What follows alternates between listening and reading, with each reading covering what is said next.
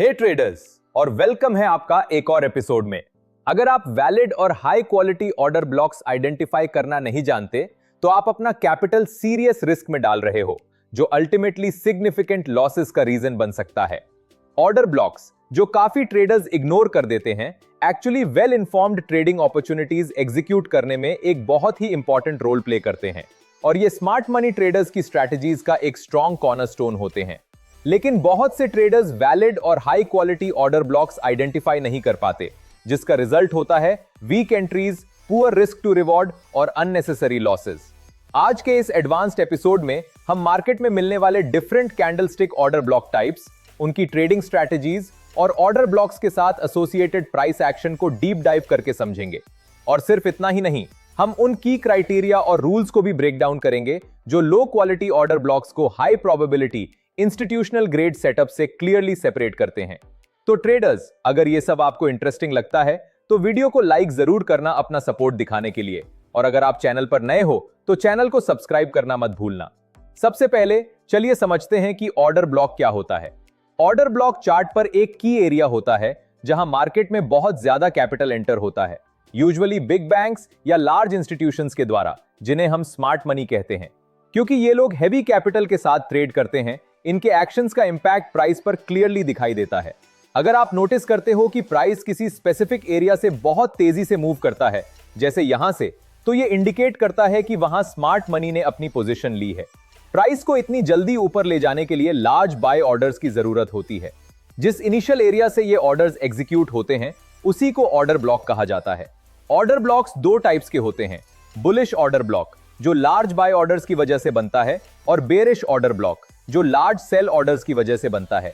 जब एक order block identify हो जाता है तो ये पोटेंशियल ट्रेडिंग अपॉर्चुनिटीज देता है, क्योंकि अक्सर प्राइस वापस आकर उस एरिया को रीटेस्ट करता है और वहां से बाउंस करता है। फॉर एग्जांपल, अगर आपने यहां ऑर्डर ब्लॉक से बाय किया होता तो आपको अच्छा प्रॉफिट मिल सकता था। अब आप सोच रहे होंगे, क्या ये सपोर्ट और रेजिस्टेंस जैसा नहीं है? देखने में दोनों सिमिलर लग सकते हैं क्योंकि दोनों की लेवल्स होते हैं, लेकिन ऑर्डर ब्लॉक्स और सपोर्ट या रेजिस्टेंस सेम नहीं होते। इनके बीच कुछ मेजर डिफरेंसेस हैं। First difference, formation. Order blocks significant price movement के बेसिस पर बनते हैं। अगर प्राइस किसी एरिया से स्ट्रॉन्ग मूव देता है तो आप वहां ऑर्डर ब्लॉक ड्रॉ कर सकते हो। वहीं सपोर्ट और रेजिस्टेंस तब बनते हैं जब प्राइस किसी लेवल पर पहले कई बार रिजेक्ट हो चुकी हो। फॉर एग्जाम्पल, अगर प्राइस ने एक लेवल पर यहां रिजेक्ट किया और फिर दोबारा यहां रिजेक्ट किया, तब हम उस लेवल को सपोर्ट या रेजिस्टेंस मानते हैं। सेकेंड डिफरेंस है कि वो चार्ट पर कैसे ड्रॉ किए जाते हैं। ऑर्डर ब्लॉक्स आमतौर पर थिक जोन्स या एरियाज के फॉर्म में ड्रॉ किए जाते हैं। सपोर्ट और रेजिस्टेंस ज्यादातर लाइंस के फॉर्म में ड्रॉ किए जाते हैं, और अगर जोन्स बनाए भी जाते हैं तो वो थिन जोन्स होते हैं, ऑर्डर ब्लॉक्स जितने थिक नहीं। Third difference, number of retests. Order blocks आमतौर पर वन टाइम यूज होते हैं, मतलब अगर प्राइस एक बार ऑर्डर ब्लॉक को रिट्रेस कर चुका है तो वो ऑर्डर ब्लॉक खत्म माना जाता है। आप उसे मल्टीपल टाइम्स यूज नहीं कर सकते, जबकि सपोर्ट और resistance levels multiple times retest हो सकते हैं। हालांकि दोनों अलग हैं, लेकिन इन्हें एक साथ यूज किया जा सकता है।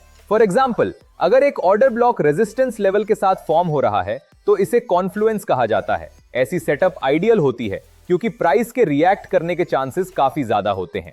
अब ऑर्डर ब्लॉक्स पर ट्रेड करने से पहले हमें यह जानना जरूरी है कि ऑर्डर ब्लॉक को सही तरीके से आइडेंटिफाई कैसे करें। याद है, पहले एग्जांपल में मैंने कहा था कि अगर प्राइस किसी पॉइंट से स्ट्रॉन्ग मूव देता है तो हम ऑर्डर ब्लॉक ड्रॉ कर सकते हैं। वेल, इतना सिंपल नहीं है। सिर्फ स्ट्रॉन्ग मूव देख लेना काफी नहीं होता। हर स्ट्रॉन्ग मूव ऑर्डर ब्लॉक नहीं होता।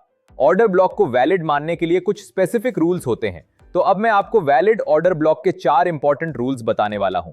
ये रूल्स बहुत ज्यादा इंपॉर्टेंट हैं क्योंकि जब तक आप इन्हें ठीक से नहीं समझोगे तब तक आप ऑर्डर ब्लॉक स्ट्रैटेजी ट्रेड ही नहीं कर पाओगे। ये नोट करना बहुत जरूरी है कि किसी ऑर्डर ब्लॉक को कंफर्म्ड और वैलिड मानने के लिए सबसे पहले प्राइस को प्रीवियस कैंडल के ऊपर या नीचे मौजूद लिक्विडिटी को टेक आउट और स्वीप करना चाहिए, तभी एक वैलिड ऑर्डर ब्लॉक फॉर्म होता है। रूल नंबर 2, प्राइस को ऑर्डर ब्लॉक एरिया के पास इनएफिशिएंसी छोड़नी चाहिए और इंबैलेंस जनरेट करना चाहिए। अगर सब्सिक्वेंट कैंडल्स के बीच प्रॉपर इंबैलेंस मौजूद नहीं है तो उस आइडेंटिफाइड ऑर्डर ब्लॉक को वैलिड नहीं माना जाएगा। Rule number 3, order block unmitigated होना चाहिए। ऑर्डर ब्लॉक्स को वन टाइम यूज माना जाता है, यानी हम ट्रेड अपॉर्चुनिटी पर फोकस करते हैं जब प्राइस पहली बार ऑर्डर ब्लॉक में एंटर करता है। एक बार ऑर्डर ब्लॉक मिटिगेट हो जाए तो हम उसे फ्यूचर ट्रेडिंग के लिए एरिया ऑफ इंटरेस्ट नहीं मानते। रूल नंबर 4, एक हाई क्वालिटी ऑर्डर ब्लॉक को मार्केट में ब्रेक ऑफ स्ट्रक्चर या चेंज ऑफ कैरेक्टर लीड करना चाहिए। ब्रेक ऑफ स्ट्रक्चर और change of character essential signals होते हैं जो ये इंडिकेट करते हैं कि मार्केट अपनी इनिशियल डायरेक्शन में कंटिन्यू करेगी या फिर रिवर्सल देखने को मिलेगा। ऑर्डर ब्लॉक्स की अंडरस्टैंडिंग को और ज्यादा सॉलिड करने के लिए अब चलिए कुछ और एग्जांपल्स को एग्जामिन करते हैं। फिर उसके बाद हम 3 एडवांस ट्रेडिंग स्ट्रेटजीज भी समझेंगे ताकि आप सिर्फ वो ना सीख कर जाओ जो सबको आता है। जैसा कि आप देख सकते हो कि मार्केट का मोमेंटम पहले बेरिश था जब तक कि प्राइस ने ये वीक बुलिश कैंडल नहीं बनाई। इसके ठीक बाद प्राइस ने ऊपर की तरफ पुश देना शुरू किया इन 3 लार्ज ग्रीन कैंडल्स के साथ। ये वीक बुलिश कैंडल यहां अपने लोएस्ट पॉइंट तक पहुंची और इसके साथ साथ इसने प्रीवियस कैंडल के नीचे की लिक्विडिटी को टेक आउट और इफेक्टिवली स्वीप भी किया। जैसा कि पहले मेंशन किया गया था, ऑर्डर ब्लॉक के बाद बनने वाली सब्सिक्वेंट कैंडल्स में अगर प्रॉपर इंबैलेंस नहीं होता तो हमारा आइडेंटिफाइड ऑर्डर ब्लॉक वैलिड नहीं माना जा सकता। अगर हम इस 3 चैनल सीक्वेंस को देखें तो हमें यह दिखाई देता है कि पहले कैंडल का ऊपरी विक और तीसरे कैंडल का निचला विक मध्य कैंडल के पूरे बॉडी के साथ ओवरलैप नहीं करते। यहां कैंडल्स के बीच एक गैप मौजूद है जो कि इंबैलेंस को रिप्रेजेंट करता है।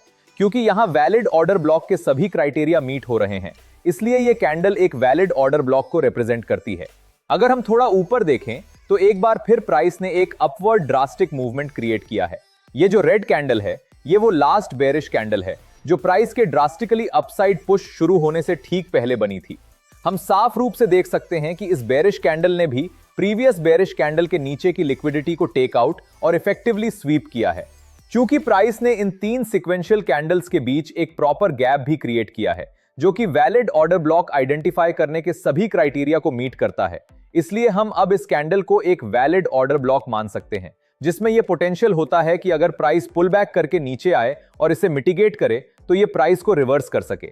जैसा कि आप देख सकते हैं यहां मौजूद ये बेरिश कैंडल जो कि नेक्स्ट बुलिश मूवमेंट से ठीक पहले बनी थी, वैलिड ऑर्डर ब्लॉक रिप्रेजेंट नहीं करती क्योंकि इसने प्रीवियस कैंडल का लो टेक आउट नहीं किया। चलिए और एग्जांपल्स एग्जामिन करते हैं। सेकंड डायग्राम में कैंडल्स की एक और सीरीज को कंसीडर करते हैं। एक बार फिर हम देखते हैं कि प्राइस ने प्रीवियस कैंडल का लो टेक आउट किया है और इस बेरिश इन्वर्टेड हैमर कैंडल के थ्रू नीचे की लिक्विडिटी को इफेक्टिवली स्वीप किया है। इस वजह से यहां हमें एक पोटेंशियल कैंडिडेट मिलता है एक वैलिड ऑर्डर ब्लॉक का। लेकिन यहां इन 3 कैंडल्स के बीच कोई नोटिसेबल इंबैलेंस नहीं है और साथ ही ये ऑर्डर ब्लॉक बुलिश कैंडल के अपर विक से मिटिगेट हो चुका है। इसी वजह से ये ऑर्डर ब्लॉक वैलिड कंसिडर नहीं किया जा सकता क्योंकि ये ऑर्डर ब्लॉक वैलिडेट करने के most of the necessary criteria meet नहीं हो रहे, इसलिए इसको डिमांड जोन के रूप में यूटिलाइज एक नहीं किया जा सकता। जब ऐसे सिनेरियोज आते हैं जहां प्राइस प्रीवियस कैंडल की लिक्विडिटी को टेक आउट कर लेता है लेकिन ऑर्डर ब्लॉक मिटिगेट हो जाता है, या फिर जब प्राइस इनएफिशिएंसी क्रिएट करने में फेल हो जाता है, तो हम सब्सिक्वेंट कैंडल स्टिक को वैलिड ऑर्डर ब्लॉक डेजिग्नेट करते हैं। इस केस में हम प्रीवियस सेलिंग कैंडल के बजाय इस बुलिश कैंडल को वैलिड ऑर्डर ब्लॉक मानते हैं। यह डिसीजन इस बात पर बेस्ड है कि बुलिश कैंडल के इमीडिएटली बाद प्राइस ने प्रॉपर इनएफिशिएंसी या इंबैलेंस जनरेट किया है। अगर हम थोड़ा ऊपर की तरफ देखें तो हम नोटिस करते हैं कि प्राइस ने एक बार फिर प्रीवियस कैंडल का लो टेकआउट किया है और इस बुलिश कैंडल के थ्रू नीचे की लिक्विडिटी को इफेक्टिवली स्वीप किया है प्राइस को सिग्निफिकेंटली ऊपर पुश करने से पहले। लेकिन यहां भी कोई डिसर्नेबल इंबैलेंस नहीं है और ये ऑर्डर ब्लॉक अपर कैंडल के विक से मिटिगेट हो चुका है, इसलिए ये ऑर्डर ब्लॉक वैलिड रिगार्ड नहीं किया जा सकता और कॉन्सिक्वेंटली इसको डिमांड एरिया के रूप में यूज नहीं किया जा सकता। आगे कंटिन्यू करते हुए एक बार फिर हम देखते हैं कि प्राइस ने सिग्निफिकेंटली अपसाइड की तरफ पुश किया है।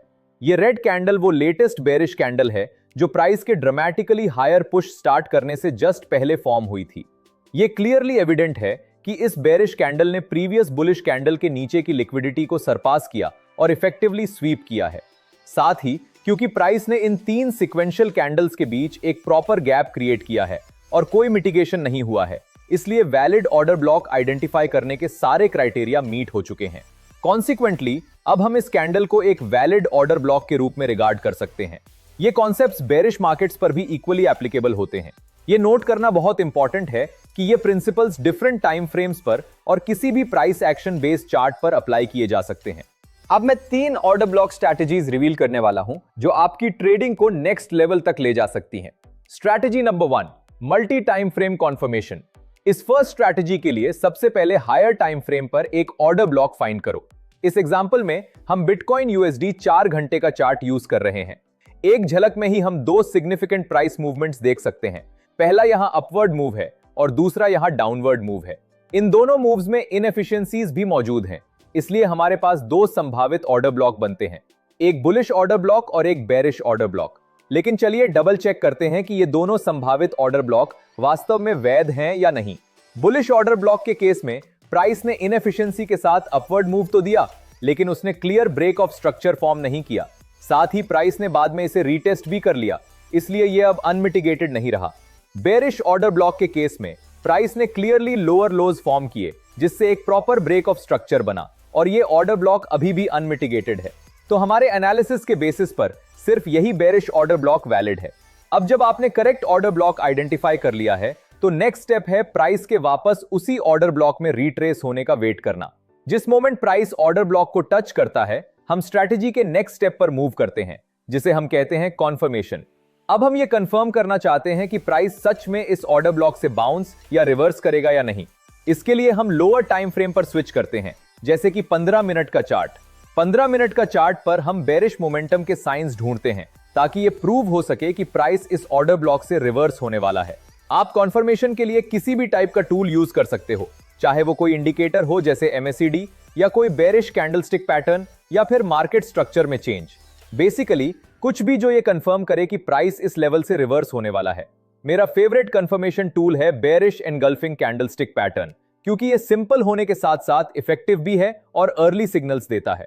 बेरिश एनगल्फिंग पैटर्न तब बनता है जब एक छोटी बुलिश कैंडल के तुरंत बाद एक बड़ी बेरिश कैंडल बनती है, जो प्रीवियस कैंडल को पूरी तरह एनगल्फ कर लेती है। यह पैटर्न बुलिश से बेरिश रिवर्सल को इंडिकेट करता है। जैसे ही आप ये पैटर्न स्पॉट करते हो, आप पैटर्न कंप्लीट होने के तुरंत बाद सेल पोजीशन ओपन कर सकते हो। स्टॉप लॉस ऑर्डर ब्लॉक के थोड़ा ऊपर प्लेस करो। टेक प्रॉफिट स्टॉप लॉस के साइज का 2 गुना रखो। जैसा कि आप देख सकते हो, ये स्ट्रैटेजी सॉलिड प्रॉफिट्स दे सकती है। Multi time frame cheat sheet. अगर आपका हायर टाइम फ्रेम वीकली है, तो लोअर टाइम फ्रेम में 4 आवर चार्ट यूज करो। अगर आपका हायर टाइम फ्रेम डेली है, तो लोअर टाइम फ्रेम में 1 आवर चार्ट यूज करो।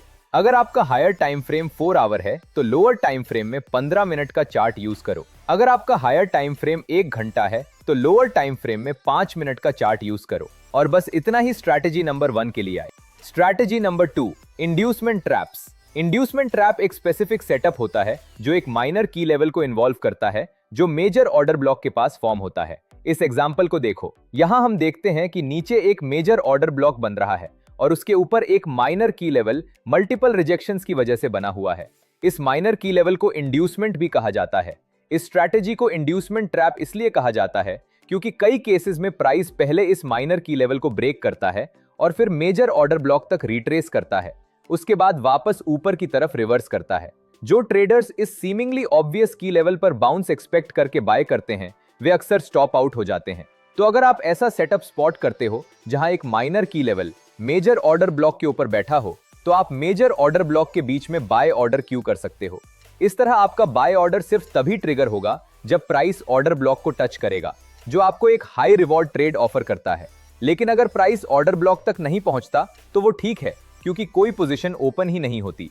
भले ही ये पैटर्न रैंडम और स्पेसिफिक लगे, लेकिन ये एक्चुअली आपकी सोच से ज्यादा कॉमन है और इसके पीछे लॉजिकल रीजन है। सबसे पहले यह समझना जरूरी है कि लार्ज इंस्टीट्यूशंस मार्केट में आइडियल प्राइस पर एंट्री लेना चाहते हैं, लेकिन उनके मैसिव कैपिटल की वजह से वे बिना प्राइस मूव किए एंट्री नहीं ले सकते। रिटेल ट्रेडर्स आसानी से पोजीशंस एंटर कर सकते हैं, लेकिन स्मार्ट मनी के लिए ऐसा पॉसिबल नहीं होता, क्योंकि उनके लार्ज ऑर्डर्स प्राइस को ऊपर पुश कर देते हैं, जिससे उनकी एवरेज एंट्री प्राइस ज्यादा हो जाती है। इसलिए लोअर प्राइस पर एंटर करने के लिए वे इंड्यूसमेंट लेवल्स का यूज करते हैं। मार्केट में एंट्री लेने और ऑर्डर ब्लॉक फॉर्म करने के बाद वो प्राइस को वापस उस ऑर्डर ब्लॉक तक पुश करते हैं बाय ट्रैपिंग ट्रेडर्स जो इंड्यूसमेंट लेवल्स पर बाउंस एक्सपेक्ट करके बाय करते हैं। यह इसलिए इफेक्टिव होता है क्योंकि ट्रेडर्स अक्सर की लेवल्स के जस्ट नीचे स्टॉप लॉस प्लेस करते हैं। मतलब थोड़ा सा सेलिंग प्रेशर भी इन स्टॉप लॉसेस को ट्रिगर कर सकता है, जो आगे और सेलिंग को क्रिएट करता है। इससे स्मार्ट मनी जो पहले ऑर्डर ब्लॉक पर एंटर हुआ था, उसी प्राइस पर दोबारा री एंटर कर पाता है और फिर प्राइस को वापस ऊपर ड्राइव करता है। यही बेसिक लॉजिक है जो एक्सप्लेन करता है कि यह पैटर्न क्यों काम करता है। अब एक रियल एग्जांपल देखते हैं। इस चार्ट में प्राइस सिग्निफिकेंटली ऊपर मूव करता है विद एन इनएफिशिएंसी। उसके बाद ब्रेक ऑफ स्ट्रक्चर होता है जो इसे एक वैलिड ऑर्डर ब्लॉक बनाता है। इस अपवर्ड मूव के बाद हमने एक इंड्यूसमेंट जोन आइडेंटिफाई किया क्योंकि प्राइस ने इस सपोर्ट लेवल पर मल्टीपल रिजेक्शंस फॉर्म किए। अब क्योंकि यहाँ नीचे मेजर ऑर्डर ब्लॉक है और उसके पास ही एक माइनर सपोर्ट लेवल है, तो ये एक पोटेंशियल इंड्यूसमेंट ट्रैप हो सकता है। इसका मतलब प्राइस माइनर सपोर्ट लेवल को ब्रेक कर सकता है और ऑर्डर ब्लॉक को रीटेस्ट कर सकता है। इसलिए हम ऑर्डर ब्लॉक के मिडिल में लिमिट बाय ऑर्डर प्लेस करते हैं और वेट करते हैं। जैसा कि आप देख सकते हो, प्राइस नीचे मूव हुआ, इंड्यूसमेंट लेवल को ब्रेक किया और ऑर्डर ब्लॉक पर आकर हमारा बाय ऑर्डर ट्रिगर हो गया। ऑर्डर ट्रिगर होने के बाद हम स्टॉप लॉस ऑर्डर ब्लॉक के जस्ट नीचे प्लेस करते हैं और टेक प्रॉफिट स्टॉप लॉस के साइज का 2 से 3 टाइम सेट करते हैं।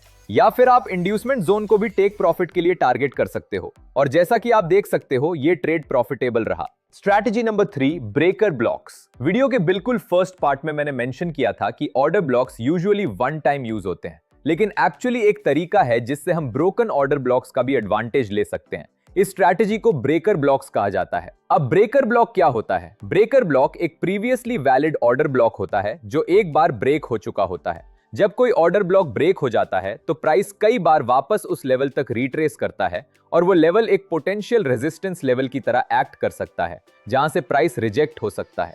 इससे हमें ब्रेकर ब्लॉक पर शॉर्ट लेने की अपॉर्चुनिटी मिलती है। ध्यान में रखना कि ब्रेकर ब्लॉक्स भी टिपिकली वन टाइम यूज होते हैं। प्राइस जब लेवल को ब्रेक करके रीटेस्ट कर लेता है तो उनकी इफेक्टिवनेस यूजुअली खत्म हो जाती है।